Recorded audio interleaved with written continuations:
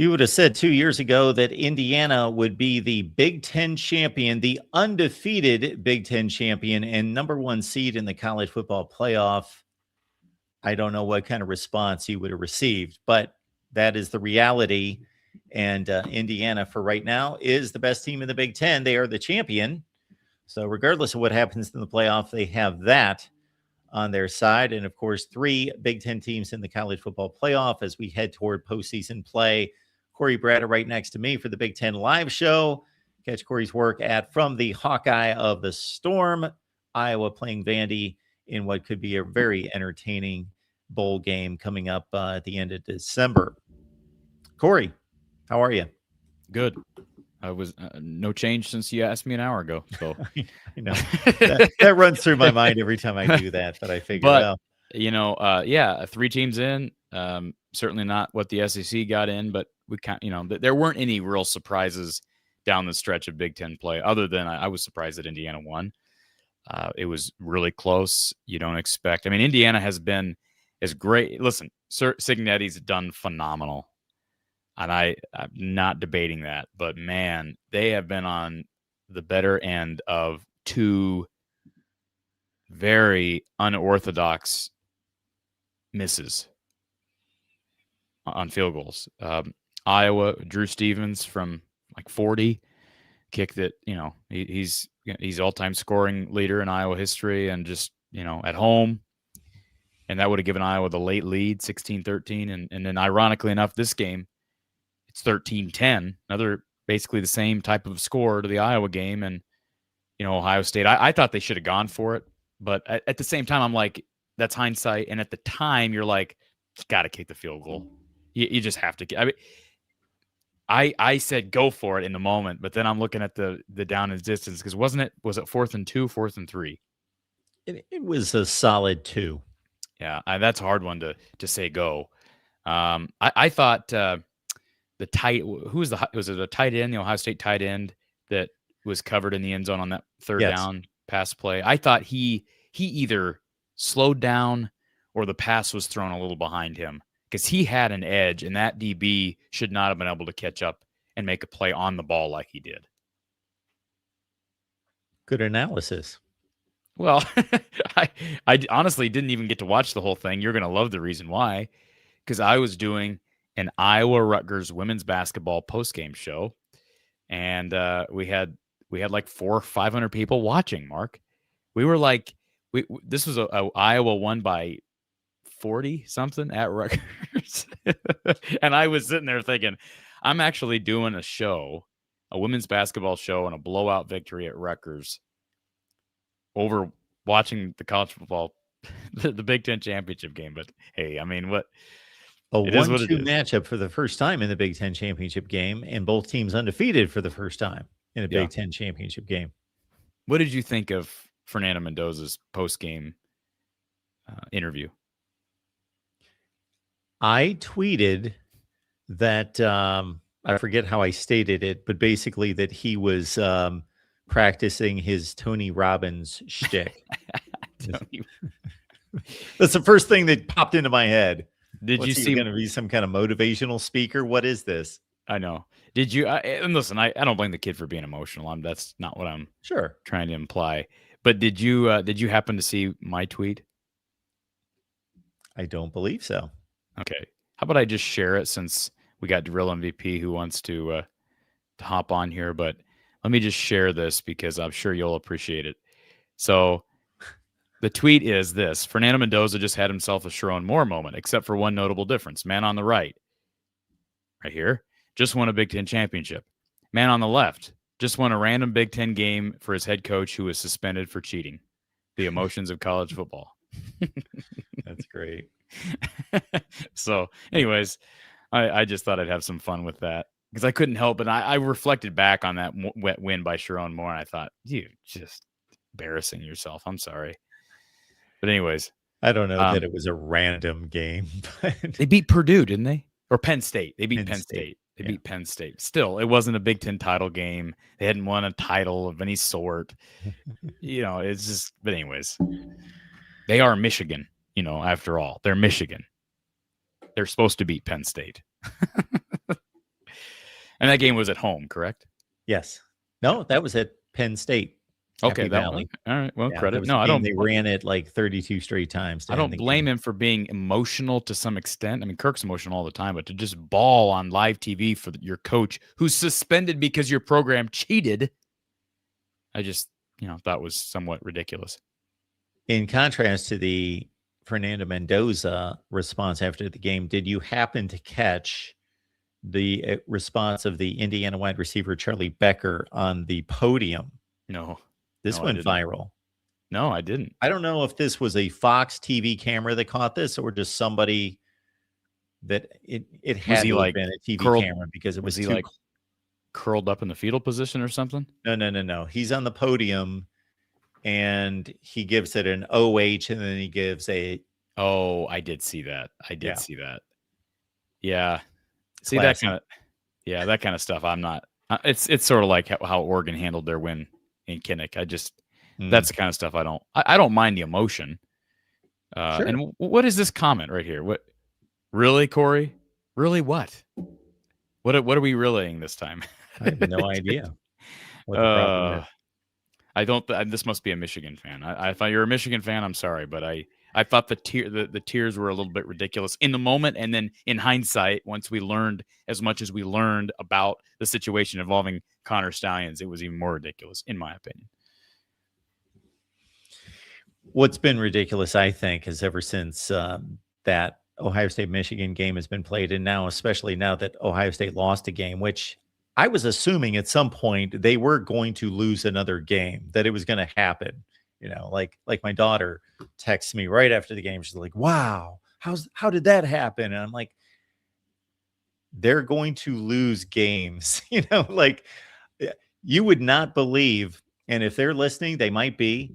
Two of my best friends in the world, one in particular, but his brother as well. We're watching the Ohio State-Michigan game, and that team gives up a yard.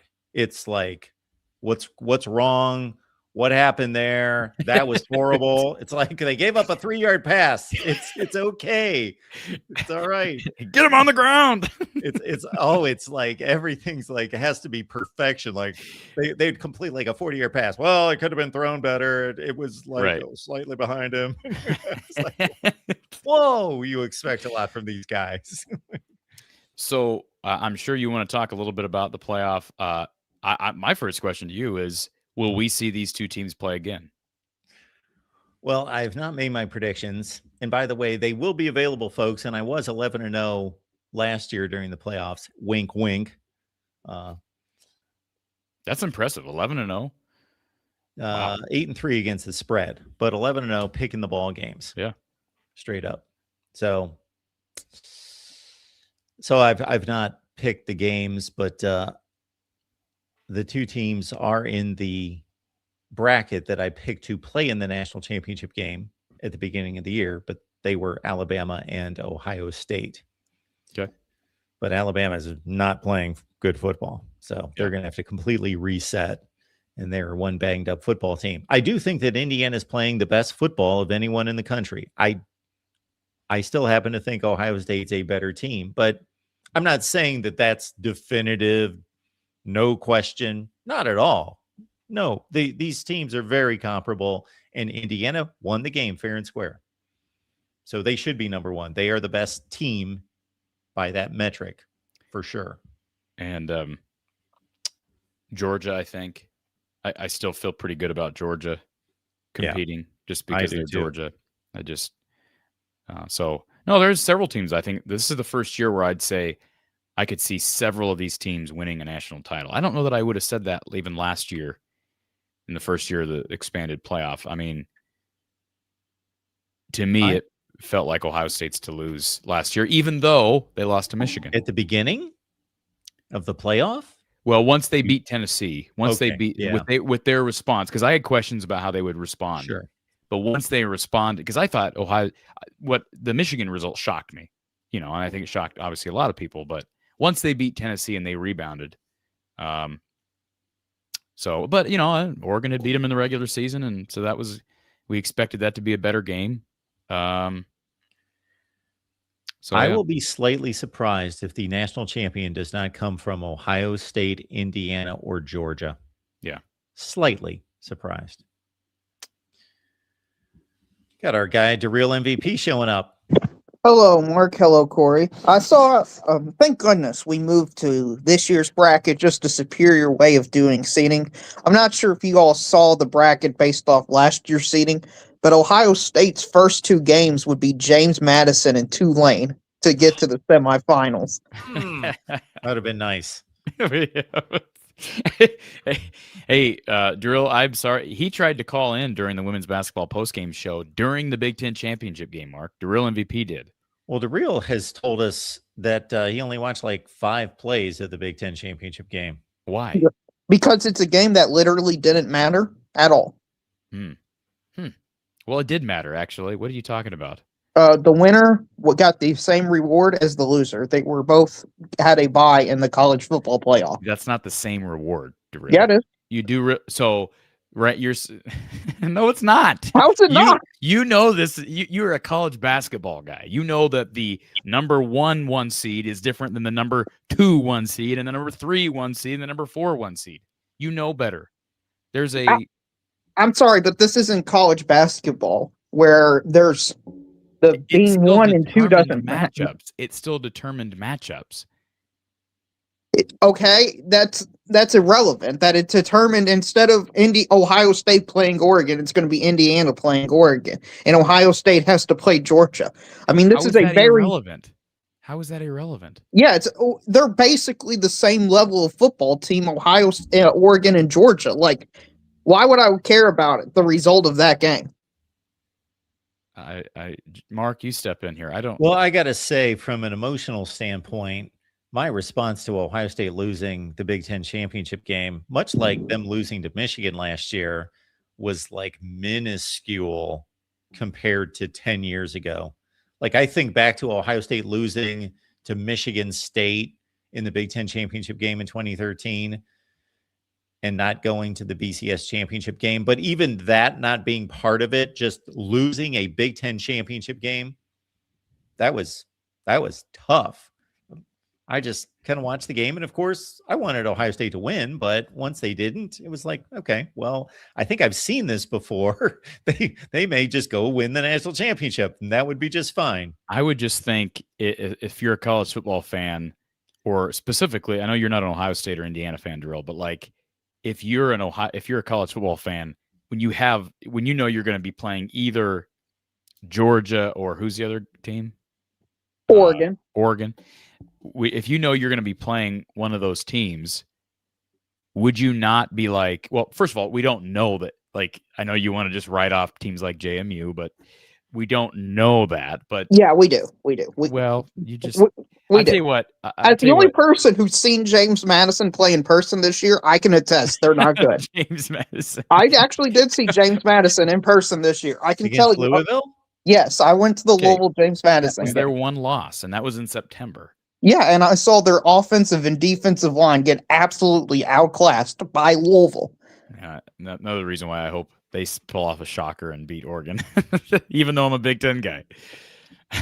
I can't believe I'm saying that on a Big Ten show, but it's people like DeReal MVP. It's people like that guy right there, Mark, why I want JMU to win. Just to shut people like him up. That's what it is, Mark. Love you, DeReal MVP. Yeah, I get it. It's not going to happen. It's like predicting a 16 seed to beat a 1 in college basketball. I mean, over enough course of season, over enough time, something will eventually go the 16 seeds way where they just happen to win a game. But does that mean the 16 seed ever projected to beat the 1? No, that's lunacy. Yeah, it's not a perfect illustration, but it is. It is a somewhat of a parallel. Yes, they should make this Oregon JMU game very interesting and give JMU 21 points to start the game. Come on, Mark. Only 21, Mark? I'm sorry? Only 21? Only 21. I was going to say 21 to start the second half. There will be a coach that takes what people like you two are saying and harnesses it, and they pull off a shocker because it's the right coach with the right guys that buy in. and they're going to use crap. They're going to use bulletin board stuff like what you just said, and use it and win.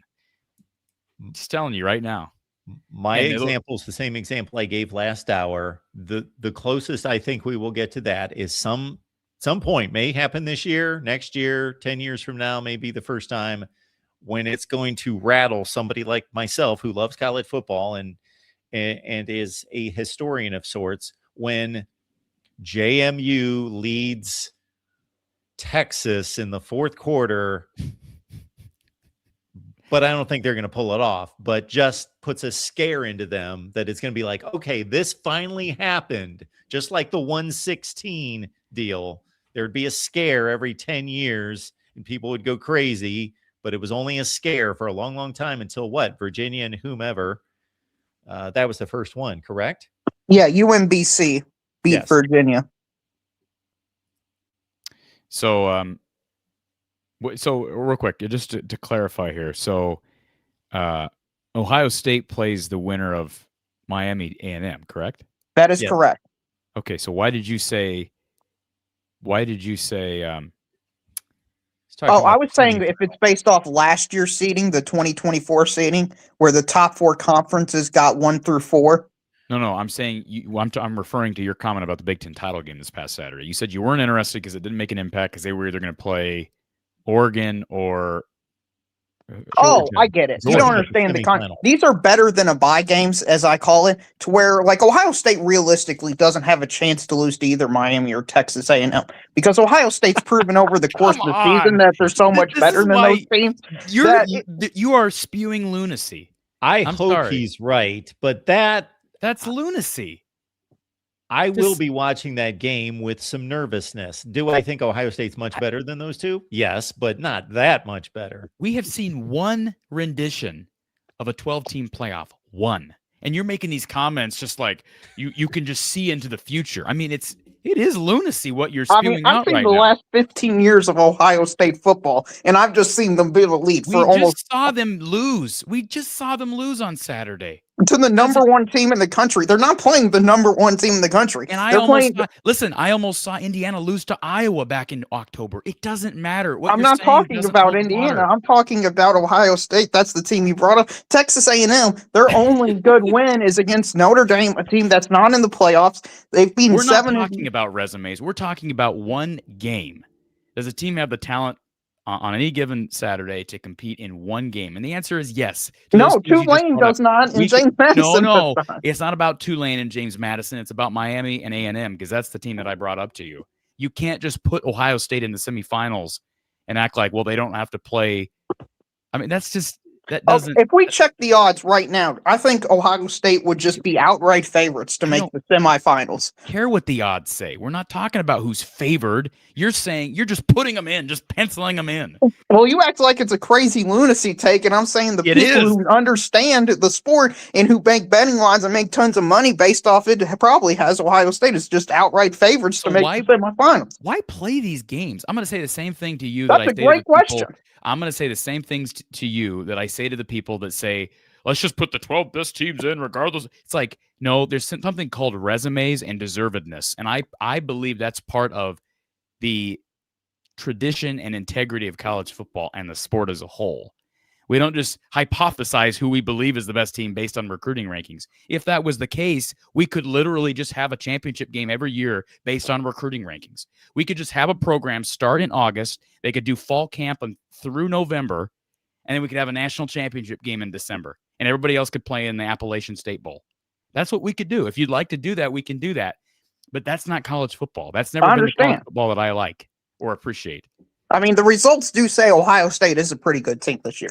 Yeah, they did go, and I think 10-2. Miami's a pretty good team this year. They're just on completely they're not different as good level. Listen, they're not as good as Ohio State, but does that mean they can't beat them? They would need a fluke, an absolute fluke to happen is what it would need. No. I don't know, Gabriel. I think you're going a little strong on this one. I think that's a competitive game, Texas A&M or Miami against Ohio State. Like, what's Ohio State going to be, a 10 or 11-point favorite? It's not going to be anything outrageous. Maybe it'll be that because Ohio State is more of a defensive this team. I don't see Miami even scoring a touchdown or Texas A&M against Ohio State. Whoa. Like, they could win 14-0 or 21-3 or something like that. So they're not going to win by 40 points, but they'll absolutely crush them like a cobra does to their prey. Like a cobra does to their prey. Yeah. All right. I'm surprised the Real's taken up for the Big Ten team there. I've told you, Texas A&M doesn't belong in this playoff. They prove absolutely nothing all season outside of beating Notre Dame. It's because of their records, the only reason they're in it. I think is Darrell a little bit. Is he a little bit sad that Vandy got left out? That they are your hometown team, right? Aren't you Nashville? I do like Vandy, and I do think Vanderbilt is a cool story. I would have had Texas in the college football playoff, and I would have had Texas A&M out, and So I would have had no BYU or Notre Dame. no. Okay. No, Miami beat Notre Dame, so therefore they're automatically at the back of the line. And BYU got absolutely boat raced twice against the only legitimate great team they play. I mean, they beat a Utah team that's fine, I guess. They haven't done anything other than beat a lousy Arizona team all season. So, hey Darrell Summage, read this out loud, Darrell, for our viewers. Corey hoping, praying for a JM upset because he know Iowa in same tier as JM and other mediocre schools. Okay. You didn't have to read it without autocorrect. That was not my point of having you read it, but thank you for doing it that way. No problem. I thought it would have been funnier doing You it that forgot way. to read the hands. I didn't know how to do the little prayer emoji. Praying hands. Well, he's hoping and praying. Yes. Yeah. Praying hands, yeah. JMU is on a tier way below Iowa, by the way, for the record. Oh, come on. They are. No, I know. That just we even have to respond to that comment. But what tier is Iowa on as a program? They're a top 20, fringe top 25 program. They're all just like 25, 24, 23. Do they 26, 27. That's their tier. Does Iowa stay there if Kirk Ferentz retires, when he retires? It depends on how well their next hire. I don't know who they're going to hire next. That's what I'm saying. Like, is it a job? They may just hire internally, but is it a job that is going to feel like a top 20, top 25 job? Because I think most people would say no. I think so. I think they've proven themselves over the history. I think recruiting does have something to do with that, and that's always been a knock against schools like Iowa is you can't recruit real well. Yeah, but you do have some advantages that you're in the Big Ten, which is a massive advantage that most of the schools don't have. And I think Kirk Ferentz has elevated you all to be this program that's upgraded your floor tremendously. So, what program in the SEC would you put on Iowa's level as a program? Tennessee made the playoff last year and almost made it this year. It wouldn't shock me over the next 5 years if Iowa made the playoffs and they went 10-2. Well, like we've talked about this before. They would have made the playoff at least twice in the last 10 years if we have had playoff throughout the playoff era. By the way, can I just real quick, I want to show this because I do need to slide here in a minute, but this is since this is a Big Ten show, I figured I'd throw this up on the screen. This is the list of bowl games in the conference. So which one excites you? I think the best matchup here, because of who I believe I think the two programs will probably retain the most guys and have the least amount of opt-outs, is Iowa Vandy. That probably says I'm biased, but fine. Then I'd probably go Michigan, Texas. And then after that, like, I don't know. Is it USC, TCU? There's several solid matchups here. I'm anxious to see what Penn State looks like against Clemson. Yeah, I think there's 4 games that have separated themselves. The bottom left quadrant being Penn State, Clemson, Illinois, Tennessee, Iowa, Vandy, and Michigan, Texas. I think those 4 games are way better than all the other games. Yeah, as long as there are a semblance of the impact players playing on both sides. Right. Yes. I think about this. Penn State, Clemson was some people's national championship game entering the year. Same thing. Yep. Well, and Michigan, Texas could have easily been a playoff matchup. I mean, those are two programs. I know Michigan was down last year, but I'm just saying in general, that could have been a playoff matchup as well. And hey, Iowa Vandy, Iowa was in contention, I guess, in some regards until November, and Vandy was in contention to the end. So, but yeah, I'm looking forward to these bowl games. How about PJ going up against the Lobos? Mark, you like that?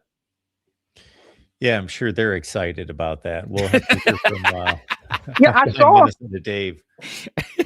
I think I'm correct in saying this. I think New Mexico's favored in that game. Oh my Really? goodness gracious! Are you kidding? What is What's New Mexico's record? 9-3. Oh my goodness! The Rate Bowl, that's in Arizona, correct?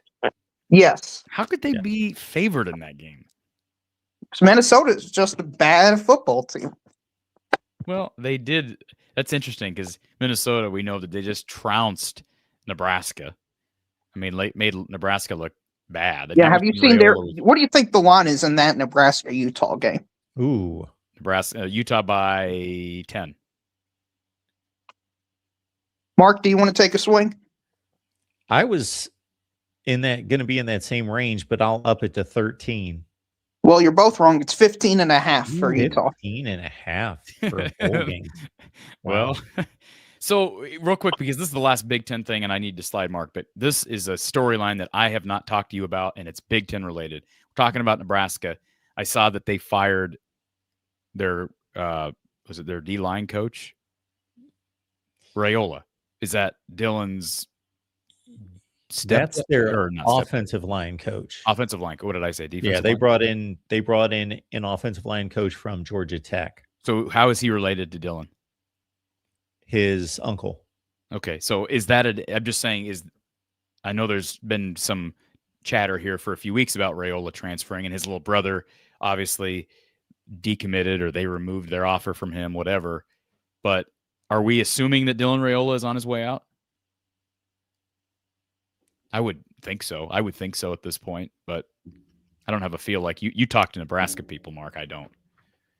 I really couldn't tell you, but I would think that those two things would have to be related, unless he was doing that poor of a job that it was just like, no question, he needs to go. But you brought up the Minnesota game. They did give up 9 sacks to Minnesota. So they were not getting the job done up front. But you would think that, that there would be some, either they're anticipating Raiola, the quarterback, is gone, so they don't mind getting rid of the offensive line coach, or vice versa. I don't know.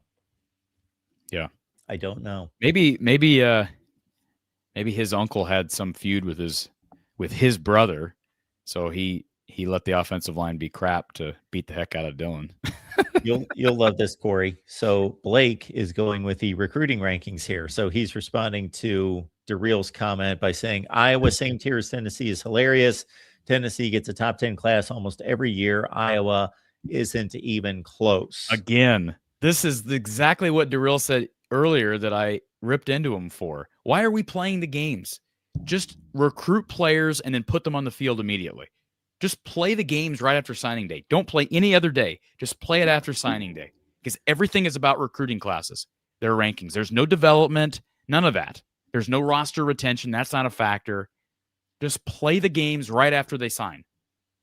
This is the truth, and this is reality about those two programs, is that if you go back to the beginning of the BCS era, of course, Tennessee won the first BCS championship game, so they can be elite. They are not elite right now. They have been. It's been a long, long time. And of course, they ascended to the playoff last year, but they were a fringe playoff team. They were decent. So Tennessee has been 2 SEC championship games since then, when they had a capable coach, a Hall of Fame coach, Philip Fulmer. But this is Tennessee all over the place. A lot of 5 and 7s in there, a lot of really bad records. Iowa has been more, they're more consistent. But you put it all together, they're very comparable, extremely comparable on the field results, not recruiting rankings. Yeah, and they were just in the same bowl game a couple of years ago. Now, Tennessee did win that game, but I'm just saying, like, they were placed in the same bowl game a couple of years ago. That's 1 year, but to act like because Iowa doesn't recruit inside the top 20, that means they their development. Look, I can bring up a stat. I bet Iowa has more players in the NFL right now than Tennessee does. Mark, I bet they do too. Yeah. Oh, so that means Iowa's above Tennessee. Blake, I believe that Tennessee's a tier below Iowa. I believe Iowa's on the same tier as Ohio State, Clemson, Michigan, Whoa. Texas. No, I'm bringing that up because that's the logic that we're using. That's the logic that we're using because I brought up one variable. My variable happens to be pro development into potential pros or pro players. Yours is recruiting rankings. So, well, it's funny, Corey, because we had that discussion about that statistic about NFL players. And then we also had the other statistic about these are the programs that have had at least 8 wins in the last, I think, since the college football playoff era started in 2014. And of course, it's Ohio State, Michigan, Alabama, Georgia, Clemson, Iowa. They're obviously the severe outlier. But yeah, there's but by you putting, but if they would have put like who's won at least 10 games every year, then obviously right, a couple of those teams drop off. Well, with the NFL players, let's keep in mind, like Alabama and Ohio State were like in the 60s and 70s, and then Iowa was in the 30s. But yeah, they were still on that list. A lot further down than a lot higher than Tennessee. Oh, I think they were. Yeah. I'm sure Tennessee was there somewhere. I don't know. I will say this. Tennessee has more obnoxious fans than Iowa. Yeah. They are tier 1 and obnoxious and irrational fans, only surrounded by Miami, Florida State, and now Notre Dame fans. This was back in August. Here's what in August, according to the NCAA, Iowa had 28 and Tennessee had 26 in August. I don't know what it is now. Okay. On 53-man rosters. The numbers you showed me had Alabama 72, Ohio State 62, then a bunch of teams, and then Iowa was like number 9. This is as of August 26th. Alabama 62, Georgia 57, Ohio State 57. Then it drops to Michigan 44. Then it drops to LSU 39. And then it's LSU, Notre Dame, Penn State, Texas, and then a little bit more of a drop to Oregon. Then another drop to Oklahoma. And then there's that next group of Florida, Iowa, A&M, Clemson, Stanford, and then Tennessee, South Carolina. So the list you sent me had Iowa at 37. Well, again, I don't know. This is a different. I don't know when did I send that to you?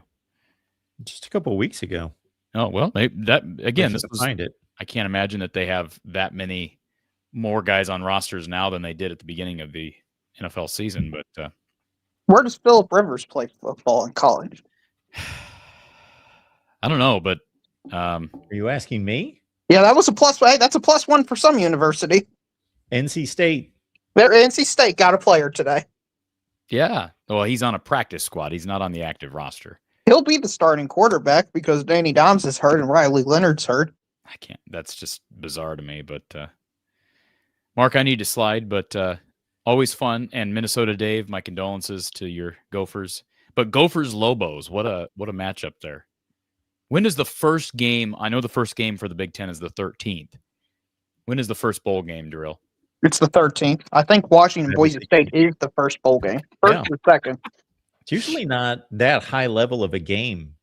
I didn't think they had the same a bowl game on the same day as Army Navy. We're talking about a Washington team that was in the playoff race until November, and a Boise State team that you could argue was fringe in conversation.